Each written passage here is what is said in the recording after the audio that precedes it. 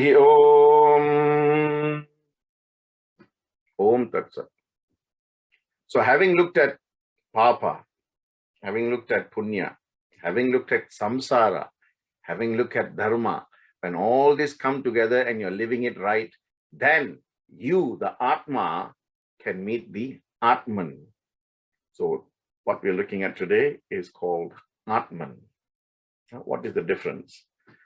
Right? See, the great Maharishi Yajnavalkya, right? He said, Yajnavalkya Uvacha, he's saying, right? That the true self, the inner self or Atman is distinct from the individual ego.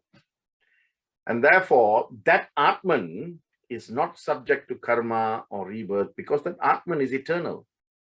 And if it is subject to karma, then it has to be, it has to be contained within human injunctions, which is not the case for Atmans. Atmans is independent, eternal, unchanging, and it is part and parcel of the everlasting and ever-evolving universe, that Brahman. That's why Brahma is different, Brahman is different. Jivatma is different, Paramatma is different. Brahma is different, Brahman is different, right?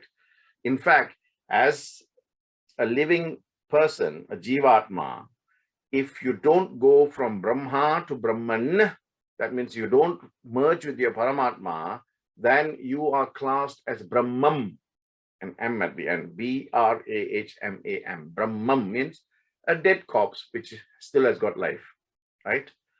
And whether you are born again or you're released from the cycle of birth and death comes from the knowledge that you have that you are not the body, but you are the soul. And great people like Ramana Maharishi, right? Adi Shankara, Raghavendra, all these people realize that. And that's it. The moment they realize the Buddha, right? I am not the body, nor am I the soul. Shivoham, Shivoham, Shivoham, Shivoham. I'm not the mind. I'm not the body. I'm not the visuals. I am the Supreme Brahman, right? The moment you keep repeating that, but of course, the way you live your life has to commensurate with that thought that you are the Supreme Brahman. That means you're not affected by anything people say, anything people do, anything people think. Thoughts will not affect you, words will not affect you, and actions will not affect you because you're saying, I'm not the body. What you say will not affect me. What you do will not affect me. If you keep vibrating at that level and you realize that you are the Atman, that is verily the calling card of each of the four Vedas, isn't it? This is called Mahavakya, Veda Mahavakya. For example, your Rig Veda, Yajur Veda, Adharvana Veda, and Sama Veda. Yeah? Each one says, I am Atman Brahman, right? The Atman and the Brahman is the same. I am means me. So I, the Atman, am Brahman. Aham Brahmasmi. Aham is me, this body. This body is not the Brahma. But beyond this body, that is Brahmasmi. I am revolving in that thought that I am Brahma. Tat Tvam Asi, that thou art.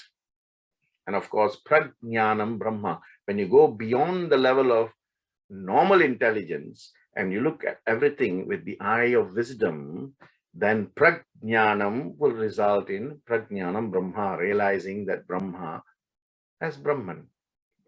So from that perspective, always don't forget, if you keep revolving in the Karma Kanda, then you will always be the Jivatma. What you need is to transfer yourself from the Karma Kanda level to the Jnana Kanda level, the intelligent, the wisdom level, the Buddhi level, and realize that you're the Atman.